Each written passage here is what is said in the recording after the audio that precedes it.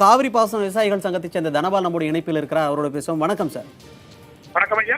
தமிழக அரசின் இன்றைய அரசாணையை நீங்கள் எப்படி பார்க்கிறீர்கள்? தமிழக அரசுடைய அரசாணை வெளியிட்டிருக்கிறது என்பது பெரும்பான்மை மக்கள் நன்மை பெற வேண்டும் என்பதுதான் அரசினுடைய பிரதான ஒரு நடவடிக்கையா இருக்கும்.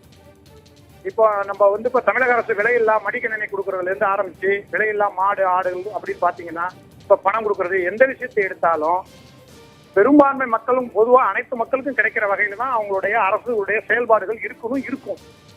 ஆனா இதுல விதிவிலக்கா நிறைய ஏற்படுற செலவினங்கள்ல இருந்து தப்பிச்சுக்கிறதுக்காக சிறு குறு விவசாயிகள் அப்படின்னு சொல்லி பெரிய விவசாயிகளை பிரிக்கிறாங்க. ஆனா தமிழக அரசு பொதுவா இந்த ஆண்டுல கொடுத்துருக்கிற வேளாண்மை கடன் பொதுவா பாத்தீங்கன்னா 99,000க்கு மேல யாருக்குமே கடன் வழங்கவில்லை. வழங்க முடியாத ஒரு சூழ்நிலையில ஒரு சொசைட்டிக்கு ஒரு கூட்டுறவு கடன் சங்கத்துக்கு 50 லட்சம் 40 லட்சம் 30 லட்சம் கொடுத்துக்கிறாங்க.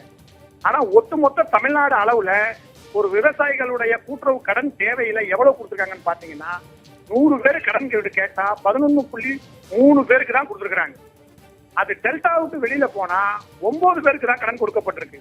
இந்த ஒரு சூழ்நிலையில தேவைப்படுற அத்தனை பேருக்கும் ஒரு கடன் கொடுக்காத ஒரு சூழ்நிலையில அரசினுடைய உதவி என்பது இந்த கடனை ஈடு செய்வது என்பது அனைத்து விவசாயிகளுக்கும் ஈடு செய்யறதா அது இருக்கணும்.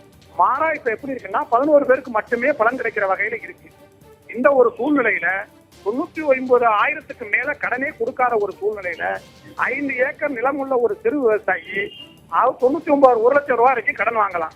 அப்ப 5 ஏக்கர் உள்ள ஒரு விவசாயி 1 லட்சம் ரூபாய் வரைக்கும் கடன் வாங்கி அவர் சலுகை பெறும்போது கடனே கிடைக்காத ஒரு விவசாயி நிலத்தை கூட கொடுத்த ஒரே காரணத்துக்காக இப்ப அவர் இந்த தள்ளுபடியிலிருந்து அவருக்கு சலுகை கிடைக்காம போகுது.